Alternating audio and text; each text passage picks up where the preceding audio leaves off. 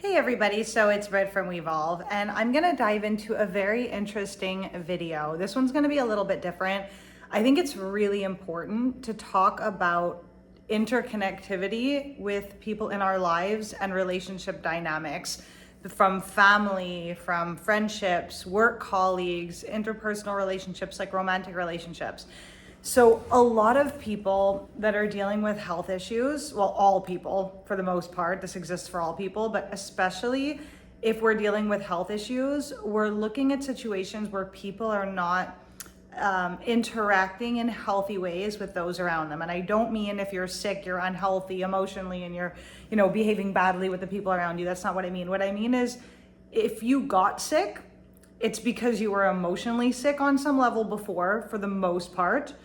Even if you, let's say, got sick from antibiotics, let's just say, you had an infection from being run down emotionally somehow that led to you having to take the antibiotic, which led to the damage of the biome, which led to the autoimmune disease, or blah, blah, blah, whatever you're dealing with. So how we interact with the world, how we interface with Earth, okay, with other people that we meet, how we feel about ourselves, how we feel in our family dynamics, how we feel in our romantic relationships, the hidden feelings that we have that we aren't expressing, the things we're holding in, the things that we don't feel we can be or not be or say and not say.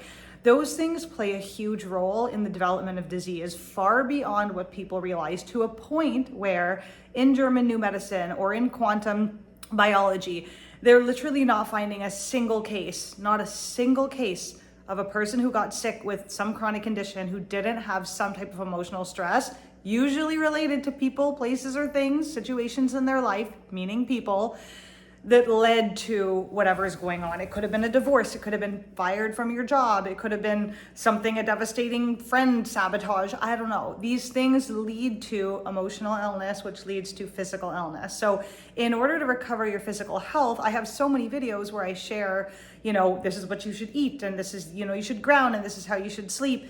But the reality is it goes far greater and deeper than that if you really want to heal. It's just a bigger picture than that. So one of the things that I want to encourage everybody to do is focus on strengthening, healing, or eliminating interpersonal relationships that are not currently working for you. And usually if you're sick, it's most people around you. And probably it's even worse since you're sick, because if you're marinating in your illness, it's even more difficult for people to be around and stuff like that.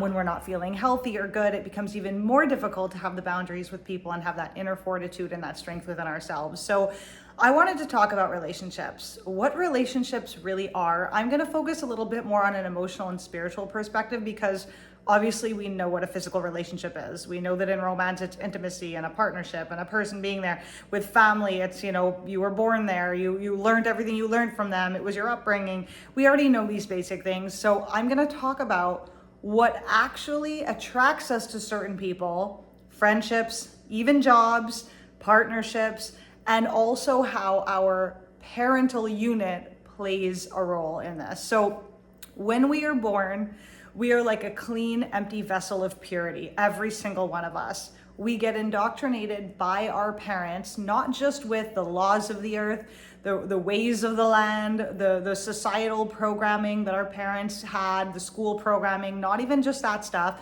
but we actually get an emotional imprint from our ancestry and from our parents that shapes our emotional and spiritual body. Not really so much our spiritual body just yet, but our emotional body. For example, if you had very fear, I'll give you guys some examples from my childhood. And I love my parents. This is nothing specifically negative towards them. They're great people. They did the best they could. They did an amazing job compared to very many people out there. I'm not sure I would do a better job in their circumstances with their histories and stuff. So there's no judgment to our parents, even if they didn't do the greatest job, or even if they did, but there was still damage that ensued. So I grew up in an environment where my parents were extremely fearful, particularly my father. And when I say fearful, I don't mean a little bit, I mean extremely fearful. scared of everything, won't let us do anything. I was grounded the first half of my life. I moved out at 14 because I felt so utterly asphyxiated. I dealt with symptoms of that asphyxiation, like chronic gut problems, and had to go in for surgeries, like crippling dysmenorrhea. Like when I was a very young child, I had chronic pneumonia, chronic bronchitis, chronic asthma. I literally couldn't breathe. I was always sick with something. I started getting food intolerances. I had a lot of weird little quirks, like banging my head on the pillow when I was sleeping to soothe my nervous system. Now, they're good people. It was not a per se abusive environment, meaning nobody was like beating us or screaming at us or putting us down. It was more an environment where the parents' nervous systems were highly destabilized. My parents weren't doing well financially. They were heavily stressed. My dad was working long hours. My mom was working part-time and raising a bunch of kids at the same time. She didn't have the help she needed. She was depleted. She was exhausted. She was burnt out. And as a result, though she did everything right on paper, and thank God for the knowledge that she had, being a little bit more holistic. She's actually a medical nurse, but she went more holistic and alternative because she saw all the things that were happening in medicine. And so, yeah, like my parents were good-hearted people that loved us dearly, but my mom was burnt out, bitter, stressed, and annoyed. And that energy showed up in the way she raised us. It showed up in that kind of cold, do everything you need to do, but like, there's nothing left at the end of the day vibes. And my dad was extremely fearful, and he was more of a dominant force in the environment. And when I say jumpy nervous system, I mean fearful. Like, for example, if somebody dropped a fork on the floor, he was screaming, "What is that? What is that?" Everything was always an emergency, okay? It was like a panic. We need to act, we need to move, we need to go. I lived in an environment with high discipline, meaning I was not allowed to relax. I was not allowed to do nothing. I was not allowed to sleep in or do this or do that. It was always a list of chores. You can only have fun if you do all these things.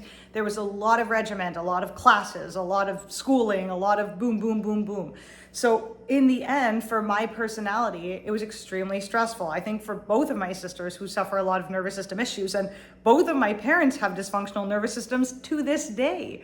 So these are interplays of dynamics. So what I'm trying to say is that we all come from an environment that shaped us to some degree. If we look at who I am today and what I've battled with my whole life, I've always had difficulty relaxing, right? My nervous system is like fight or flight almost all the time. I have had to do really intensive shadow work and like therapy, and I still don't have it under control where I can just like go take a nap without feeling like there's a list of things I have to do, or, I'll tell myself I take a day off, but in the back of my mind, there's this feeling of like all the things I'm gonna have to do tomorrow that aren't being done now.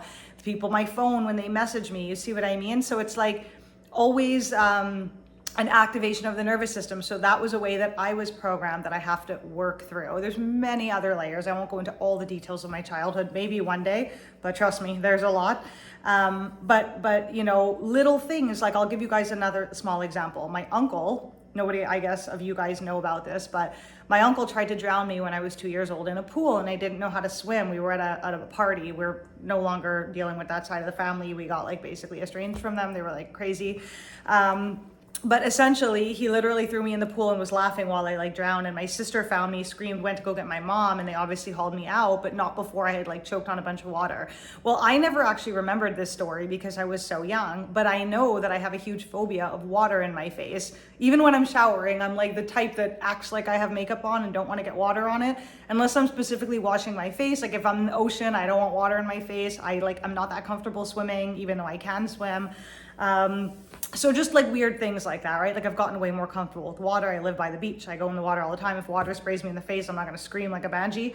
But the point is, like, as a teenager, I remember a friend of mine threw me into the wharf. First of all, it was the St. Lawrence River, which is filthy, polluted, disgusting with dead catfish everywhere. Story time. And when he threw me in the water, I was like, don't throw me in the water, I can't swim. And it was super deep and really polluted and really dirty. And I had to swim all the way around the wharf, and I didn't know how to swim. I learned how to swim only after because I was like afraid of swimming, basically. And it was a really traumatic event for me. So if people like threw water in my face, it was a really big deal. Like I reacted in a really over the top way. And I remember like talking to my parents being like, what's with me in water? And they were like, oh, well, maybe it has to do with this. The fact that your uncle tried to drown you when you were 2. And I was like, Jesus, that is so messed up. But so you see little things that can happen in our childhood can result in, even as an adult, the nervous system gets programmed. So we have this nervous system program, and there's other layers. Like, I'm giving you guys physical stuff, like my parents yelled or grounded us, but it could be far beyond that, right? Like, there's other layers. I'll use myself again as an example, but there are other layers. For example, dysfunction in a parental dynamic, right? Where one parent is very dictatorial and the other parent is really like aggressive or whatever else, right? And so the interplay is how you see a relationship, how you view a dynamic between men and women, or if you have a gay parents or whatever, it doesn't matter. It's the same dynamic. So it's how you learn to relate to people, right? If you try to speak up and your parents are like, only speak when spoken to, or, you know, if you're really emotionally sad about something and your parents are like, you don't have a right to be emotionally sad, like people are starving in Africa, you know, whatever, like you have food on your plate, be grateful. All of these things, like, or a kid being like, oh, I want to know why we have to do that. And your parents just being like, oh, well, because we said so, and not really allowing us to have like our sovereignty, even when we're young.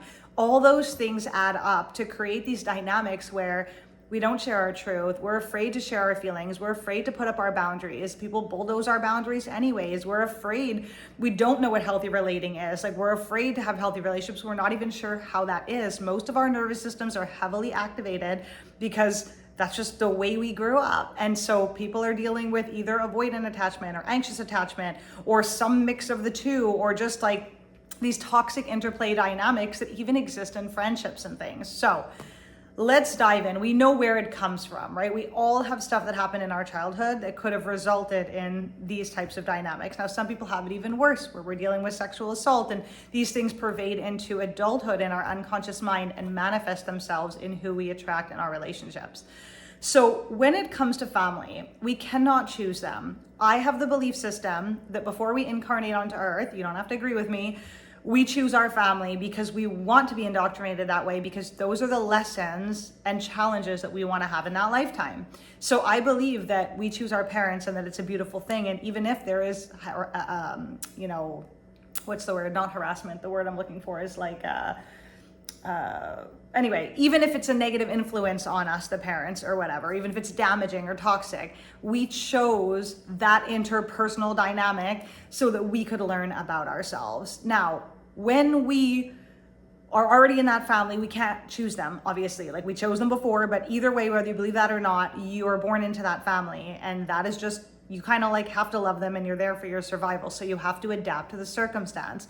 But as we leave the nest, and remember, when we're kids, no matter how effing crazy our parents are, no matter how much they don't know what they're doing or cause a lot of damage, we always idolize them, especially when we're very young, and this remains in our unconscious mind. Meaning, if dad says that unless you're a lawyer, you haven't accomplished anything in life, that's going to be in the back of your mind, where you're idolizing lawyers and you feel, you know, this type of way. If mom is like, oh, well, all people that are overweight are disgusting, you might have a mishugas with your weight, you know, stuff like that. So it's like we idolize what they say. And when we're children, we think our parents know it all. Like, what they say is gospel, right? Like, most of us from very young ages, we really believe that if they tell us something, that is how it is. And it just remains in the back of our learning, right? Because anything that gets repeated a lot becomes a part of our unconscious mind and manifests in our reality. We're basically manifesting our subconscious mind, not our conscious mind, which is why most people are manifesting nightmares for themselves and they don't really understand why. They're actually projecting their unconscious mind onto their reality and feeling powerless to do anything about it. But once we understand the unconscious mind, even how it relates to illness and how it relates to other people, we can start to shift our realities and be much happier, much healthier, and find way more peace in those same dynamics that used to plague us or trouble us. So that is how you gain the knowledge or become the person that you're supposed to be at the beginning of your life. Then we go out into the environment. And our unconscious mind, let's say you grew up thinking, this is not a safe environment. Sorry guys, I have my iodine on, that's why my skin's so orange. You go out into the world and you start, because of your subconscious mind, attracting in high school and things like that, and in school, friends and dynamics. So if your home environment was not safe, you'll attract friends who make you feel unsafe, and that will feel normal to you because it's validating what you already know at an unconscious level. And so we will actually be drawn to people, places, things, and circumstances throughout our entire life in different ways that will trigger different aspects of our childhood wounding or even past life wounding, if you believe in that. So for example, let's say you had cold and detached parents. You're probably going to end up with cold and detached friends. Let's say you had highly judgmental parents. You might end up with friends who are highly judgmental of you. If you had condescending parents, one or the other, or even siblings, you might end up having friends who condescend you. If you have friends that your parents are highly jealous of other people, you might end up attracting friends who are very jealous and sabotageal and this kind of thing. And the list goes on and on and on. And even into adulthood, we might find ourselves in business partnerships or, like in friendships with people who trigger the very belief systems that we don't even know are there underneath it all. So it gets even crazier with romantic relationships because I personally believe, and it has been my experience, that romantic relationships are some of the most triggering things on the face of the planet, like more than your boss or more than your coworkers, more than your family. Well, maybe not more than your family, but I would say for me personally, definitely more than my family and way more than friends. But it depends what you prioritize. Some people, friends are a really big priority. Don't get me wrong, I love my friends. But my romantic relationships are usually a lot more closely knit with my inner world than my friendships are. I'm a very solo person. So even when I spend time with friends, most of my friendships are, I don't want to say more surface level, but I'm just a very, very introverted, independent person. So it's very rare that I see a friend often enough that they have a huge impact on my well-being one way or the other, for the most part. Whereas obviously romantic relationships, if you're living together, if you're sharing a body with them, if you're sharing energy and time and meals, and there's a lot more time to trigger each other, right? There's a lot more of a closeness and a heart opening that can trigger inner wounding. So that's just my case, but I know a lot of people who are heavily triggered by friends and people that are triggered by their family and stuff too. So we attract these things that remind us of our upbringing and the ways our parents were, different aspects of their personality, different aspects of the dynamic that trigger those things within us. We also attract people, places and things and circumstances that trigger what we need to learn as a soul. So for example, let's say a parent is selfish. We need to learn that we can take care of ourselves and that we don't need to rely on that parent. Maybe when we're a little kid, but after a certain point, we should be able to selflessly give to ourselves. We don't need that parent to suddenly become selfless. That's their own journey. But we might end up in a relationship with a person who has selfish tendencies. And what we're trying to do is help kind of convince them to be less selfish because we'd like an experience and to heal that through enacting it in the physical world. But the reality is the lesson is not this partner needs to be less selfish than your parents. It's why are we needing someone else to show us that unconditional selflessness and that unconditional love when we should be filling up our own cup? That's the true lesson. The lesson is how to be whole yourself, right? But people go into relationships with others. We go into friendships with others. We go and we get jobs and, we want that coworker to like us. And if that coworker doesn't like us, it really hurts our feelings. Why? Because it reminds us of something patterning from when we were younger where we didn't feel accepted. And we're desperate to feel accepted now because that will validate our inner child. But the truth is, learning to realize that accepting yourself is the most satisfied acceptance that you can ever achieve.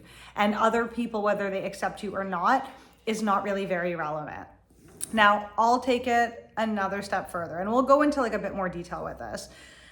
If we, let's say, have a need from someone outside of ourselves, for example, I want my partner to be less selfish. We are focusing our energy on the other person. We're focusing on that friend who's this way and that parent who's this way and that partner, that lover, that boss who's this way. We're not realizing that they're actually there as a mirror to our subconscious mind, showing us what actually hurts us and giving us back a taste of our own internal medicine so that we could see it and fortify ourselves and build and then take decisions in life. So when you're focusing on outer, you're not doing the inner work, you're not healing yourself, you're not learning the lesson. As long as you feel in any relationship that the other person has to change, you've missed the point completely. I know that's really harsh to say, but it's completely true. Everything is about us in this life. Let's call this the Narcissistic Lesson 101. You are here on your soul journey. That means every person, place, or thing that comes into your life is literally there to help you learn something. This is a game of only you. Everybody else is a mirror, and most of them are transient, meaning friends come in and out of our lives, jobs come and go, even partnerships, relationships, marriages come and go for the most part, especially in today's environment.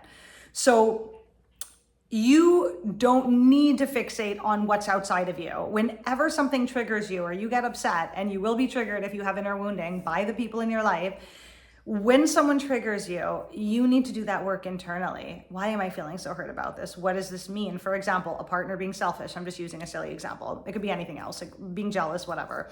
A partner being selfish. What does that really mean for you? Are you just mad because they're not giving to you? No, it's deeper. What does that mean when someone's selfish? Does it mean to you at a deeper level that you're not truly loved? Does love look like selflessness to you? And if that's the case, are you too selfless with other people to your own detriment, to a point where you're always depleted and therefore needing someone else to fill your cup? Why is it critical that that person fill your cup? Now, I'm not saying we should be in relationships with grossly selfish people. Nobody wants that. It's unattractive, and everybody needs to learn to be a little more giving. So if we accommodate horribly selfish people, guess what? They never learn their lessons. So get rid of that person. But that's not the point. The point is, between getting rid of that person and dealing with them, you need to learn the lesson, because otherwise you're going to be attracted again to somebody who triggers that same thing or some other type of wounding that you need to work on. That's why people often find, like, there's so many people I know that are like, I'm an empath and I just keep dating narcissist after narcissist. It's like, why do you keep attracting narcissists? Narcissists don't make up that much of the population. They make up like maybe 5% or less. Why are you dating in that 5% pool? Like, why is that who you're sexually attracted to, you know? So it's like, what's happening within you that you need validation from, like, this type of person. So it's like, that's what the inner work is. So if you're sick and you're dealing with illness, you probably have a whack ton of unresolved feelings and emotions and a bunch of toxic interplay dynamics going on around you, with which you're kind of like in a pool of unhealthy dynamics without maybe even realizing. And now this won't apply to every single person. There's so many reasons why we could get sick, but this is probably going to apply to like 80% or 90% of people that are dealing with health issues.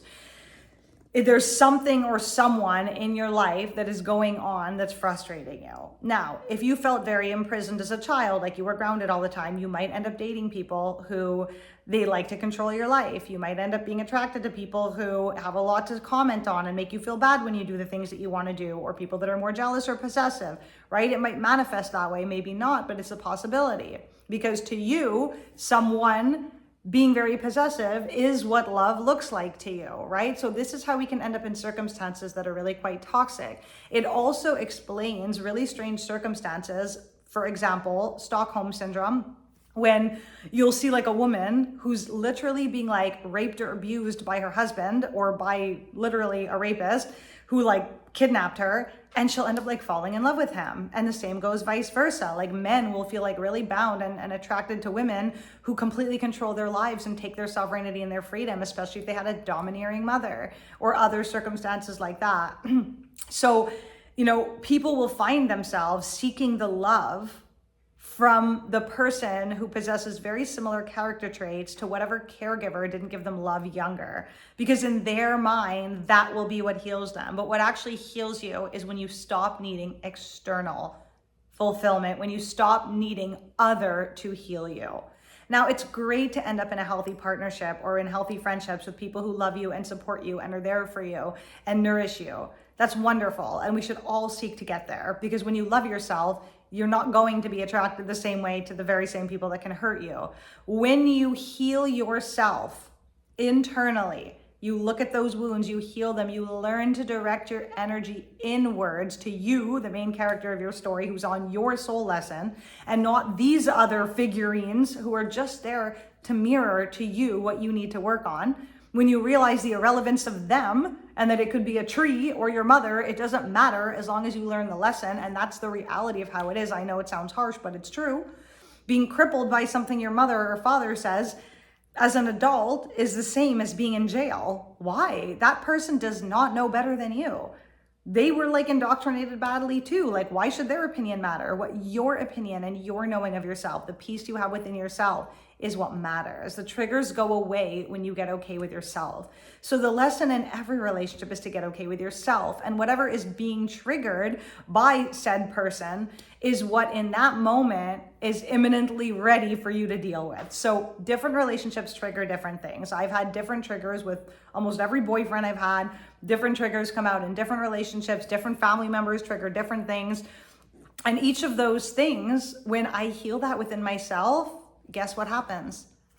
The family changes. The relationship suddenly starts getting better. That narcissist or that whoever was a problem suddenly becomes very devoted and very kind overnight. It's creepy, you guys.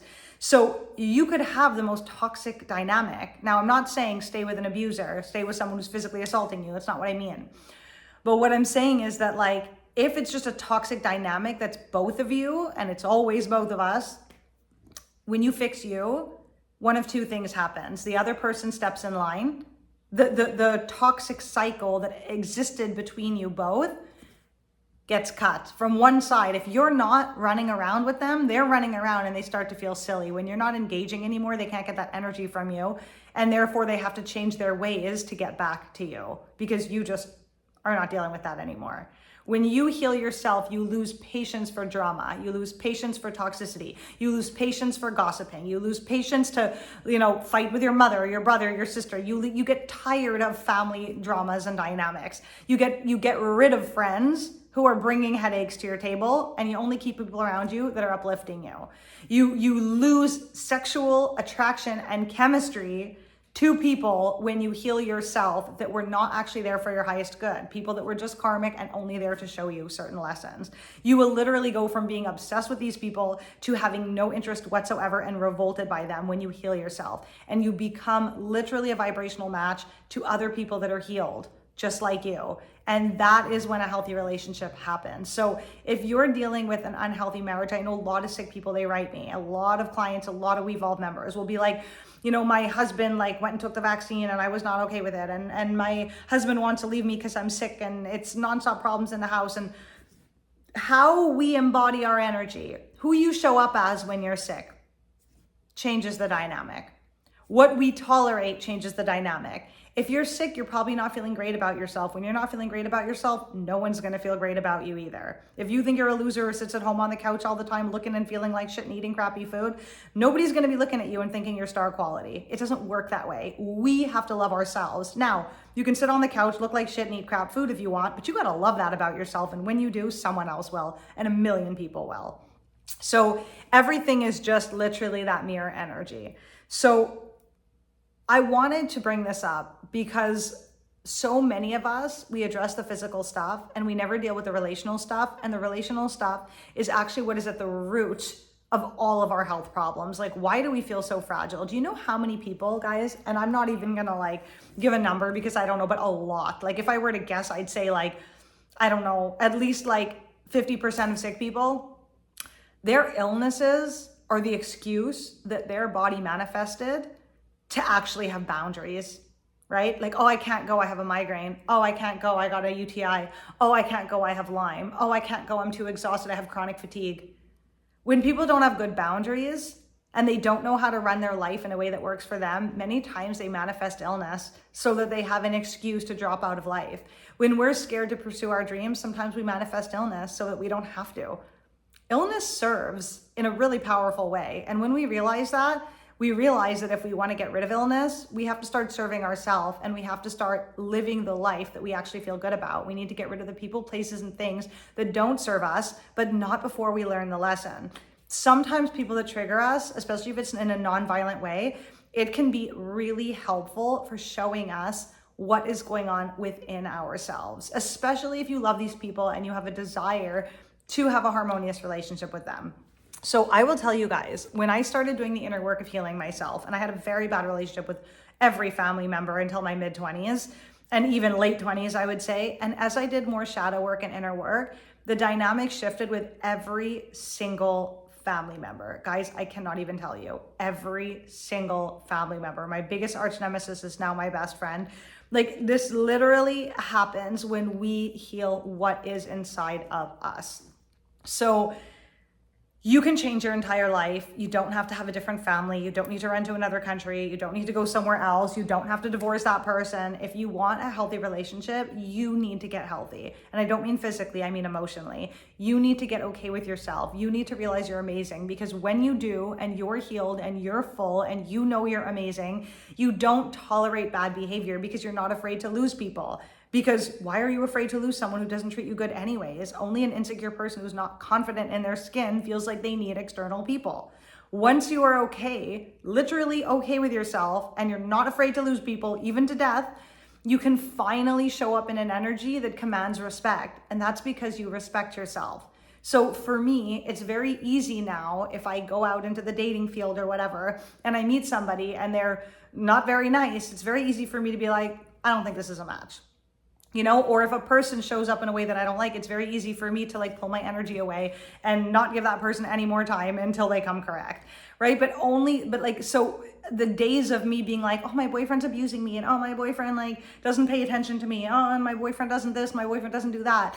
Those things don't have space when you're very selective with your time and when you honor and you value yourself. And it wasn't me getting healthy that made this happen. I learned this while I was still sick with disease and transformed my relationships while I still had 4 autoimmune diseases. So I'm not saying when you're healthy, you have more energy to do that. I did this in order to get healthy. That's what happened. And I had to cut out a lot of people. There were family members I didn't talk to for over 2 or 3 years. Now the dynamic is very different. If I go over and I see my family and anybody starts drama or starts giving me a hard time, I'm like, all right, that's my cue. I bid you good night. And guess what? They do not get the benefit of me there at the family event anymore. I get to go back and be in good energy by myself or with friends or do something else I'd rather do than sit and deal with drama. Let them deal with drama themselves. You know what happens when that happens? Guess what? I get messages from whoever was there saying, oh, sorry, Britt. Yeah, we were just having a bad day, or blah, blah, blah.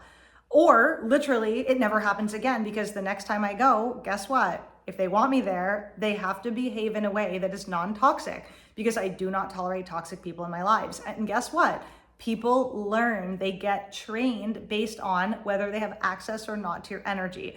I have a video where I talk about boundaries, the difference between verbal boundaries and energetic boundaries. I'm just going to touch base very briefly on that here. And a verbal boundary is, hey, I would really like it if you stopped speaking to me disrespectfully. Okay, that's a verbal boundary.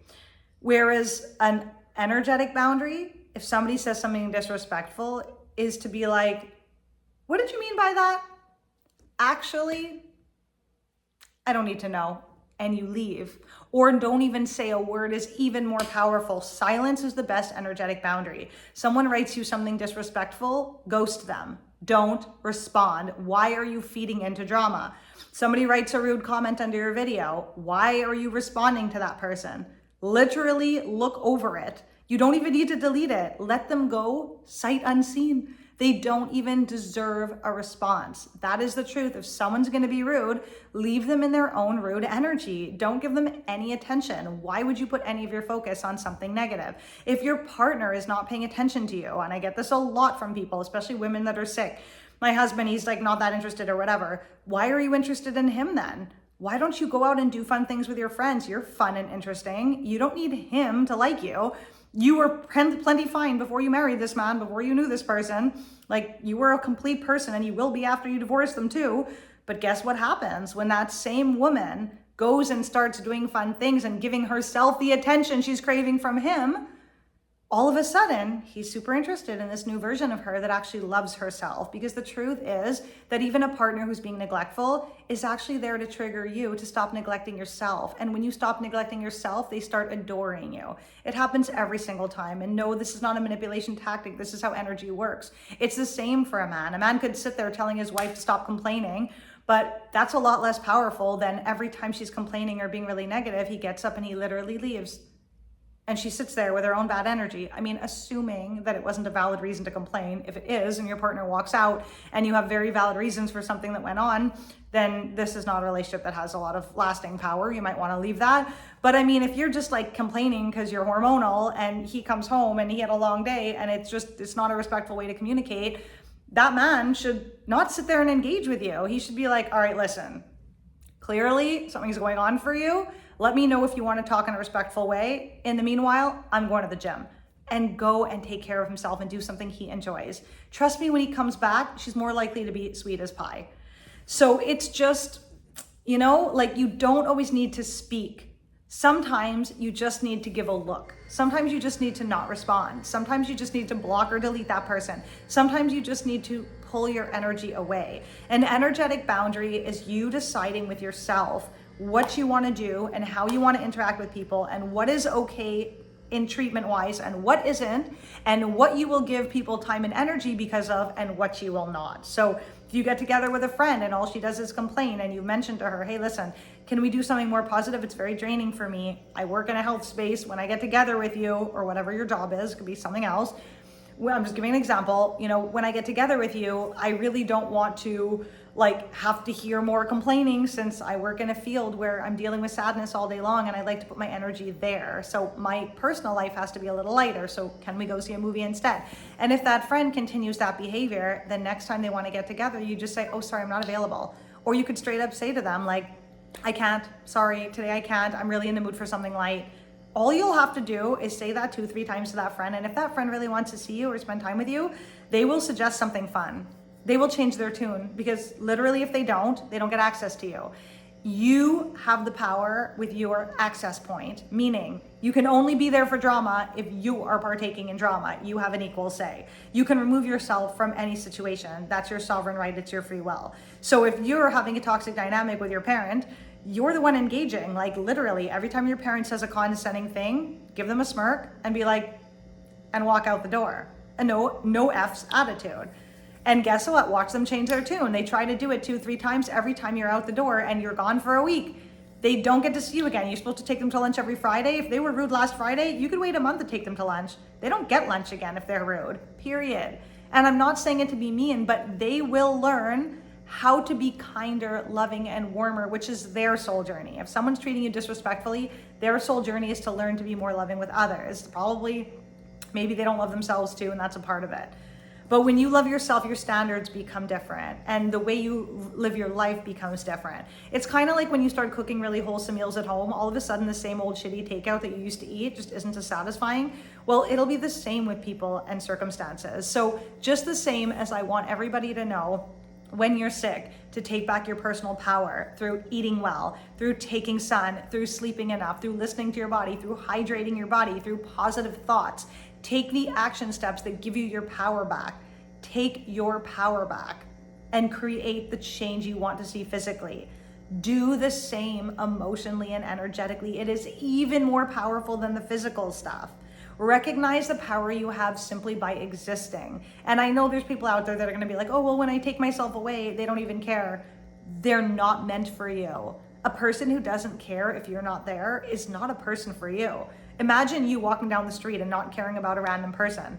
Are you the person for that person? No. If people don't care at the loss of you, then they never deserved you in the first place. And either way you win, because now you will be open in this new energy of loving yourself, only to be attracting people, places, and circumstances that will appreciate you. If you're working a job and your boss doesn't appreciate you, guess what? Stop doing the work. Stop doing all those extra things. Don't try to prove yourself. They don't appreciate the extra hours you've put in. Don't. Do the minimum hours that you had to do for your contract. They threaten to fire you? Great. Start looking for another job. You see what I mean? You always have power. You always have power. And when you take your power and you leave that relationship with the person who's not showing up, or you leave that job that wasn't valuing you, guess what happens right after? The universe provides. Even if you have no idea how you're going to pay your rent, even if you have no idea if you'll ever love someone again the same way, you absolutely will, and it'll be 10 times better. And it's always like that. Look back at your life and look at how many lessons you've gone through and how it always ended up being something that worked out for your highest good. I'll give you guys a personal example of this. I got attacked worldwide by government. I was devastated. The YouTube channel I had spent 5-6 years to build, had over 500 videos on it. I had built an entire community of people. I was super attached to all the people that I had on Montreal Healthy Girl. Like, I had built a whole business out of it. I put a lot of blood, sweat, tears, and research into that. To have it all shut down overnight was completely and totally devastating at the time. But then I started WEVOLVE, and yes, it was literally like a year of nonstop work for absolutely no money. And I had to put in like dozens of thousands of dollars to build all of this stuff. And in the end, it took me like, I think, a year and a half before I started making any profit at all from WEVOLVE, you know?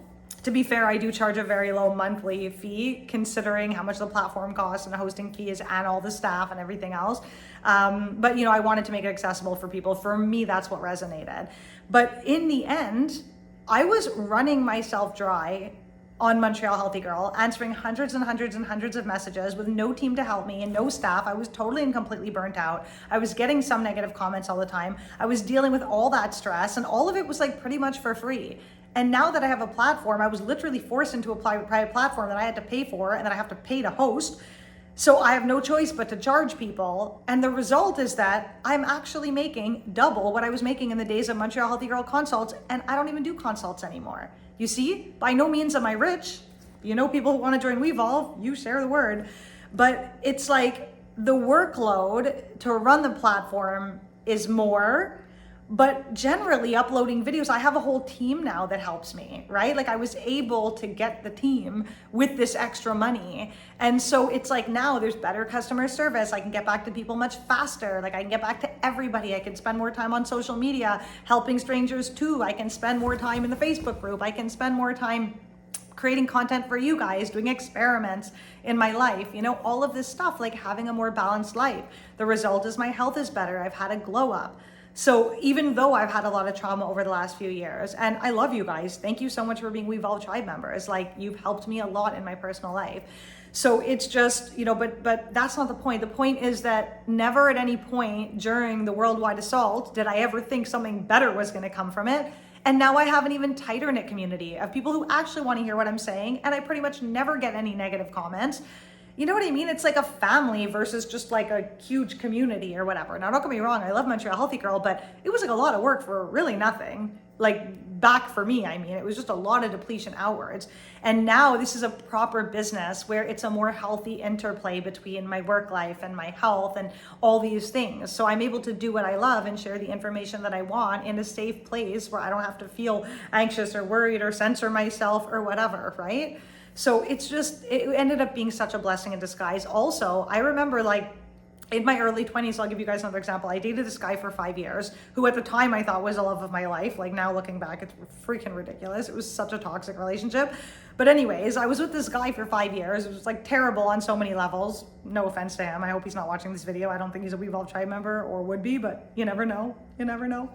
But yeah, basically like when we separated finally, I was devastated. I was like, I am never gonna get over this person. I am never gonna like anybody as much as I liked him. And I remember literally believing that. I remember being in hysterics, screaming at my mom, and she was like, honey, you have to just breathe. Like you're gonna get over it. This guy's really not that great and you're gonna come to see it. Like we've all not understood why you were with him in the first place, And he was not a particularly nice boyfriend, to be honest. He wasn't horrible, but like young and immature, I'm sure he's a way better person now. Poor guy, he's like ears are probably burning. But yeah, so basically and then I got over him and I ended up dating somebody else for 7 years, and it was a very harmonious relationship. And I met that other person like not even a year after that separation. I wasn't even fully over that first guy when I started the other relationship, but it was just we got along so well and it was so easy that it took me a bit more time to get over it, but I ended up really happy with that other person. Now that relationship didn't work out either in the end. After 7 years, we separated because I got really sick and many other things happened. I was going through a healing journey internally, emotionally, and changing who I was, and I basically outgrew him. But and he was a very sweet guy, so who took really great care of me, and I didn't have any of the issues I had with the first one. But I remember thinking when I was with him, happy about halfway through our relationship, before I got sick, like, wow, this is way better. The other guy didn't even want to go to a restaurant with me. He was like so lazy. And this guy, like we're traveling all over the world and like, you know what I mean? We're eating in nice restaurants all the time. And it was just a totally different dynamic where I felt very safe and good. Now, I'm not saying that was the best relationship I've had to date, but you see what I mean? So it's like every consecutive relationship I've had, I have like had different learning lessons and been really glad to be over the other person. So yes, in the moment that you're going through a breakup, or in the moment that your friend sabotages you and you need to cut it out, or the moment you get fired from a job, you're gonna sit there feeling like, oh my God, this was what I needed, but it's not true. Something better is literally around the corner for you. There's so many times where I talk to people who leave an abusive environment and they end up meeting like the love of their life, and it is seamless and it is so fulfilling, and they literally get like like stunned that they could have made the mistake of staying with this other person before. So whatever you're going through with whatever family member, I promise you, even if it's a toxic parent, your life would be way happier living in Greece, far away from them and ghosting their ass, you know? And you would just have peace and happiness and like fill your life with people that actually make you feel good. Time on earth is really transient. We're here for a short time. Time flies by, you guys. It flies by. I'm almost 40. I was literally 50 and 5 minutes ago. How did that happen? So you have a limited time here. Don't waste any of that time on people, places, or things that are not healthy for you. If you change and you learn to love yourself and you notice these people are still being the same, get rid of them. This is not about just dumping everybody who triggers you. It's about taking those triggers, healing yourself, leveling up, and then if they don't catch up, you get rid of them. That's how it works. And then you move on to a more suitable vibrational match in every single way. So if you're having problems in your interpersonal relationships, it's natural. You will always have triggers with people that are soul connected to you, that are there for your highest good. They will trigger you, even if it's in a really bad way. It is always for your healing. So stop being mad at those people. Forgive every single one of them, including your parents and siblings and horrible ex-boyfriends who cheated or ex-girlfriends who were abusive or whatever else. And recognize that they did a beautiful service to you by coming into your life and highlighting for you something that you needed to work on, a way that you were showing up, a way that you were internalizing things, a way that you were feeling unlovable, a way that you were feeling not good enough, a way that you were feeling insecure, a way that you were too afraid to assert yourself, a way that you were not having selective and healthy boundaries. All of those things are the lessons we learn, and so many more in our interpersonal relationships. So do that inner work. It is so beautiful. Falling in love with yourself is more magical than falling in love with anybody else, I can promise you. And I'm not even fully there yet. Just a little bits that I've had. It is so unbelievably beautiful. So next time you see yourself, look at yourself and tell yourself everything you wished all those other people did, and keep doing that every single day until you believe it. And next thing you know, you're going to realize that everybody else in your life is telling you those same things. So I love you. I hope this helped, and I'll talk to you in the next one.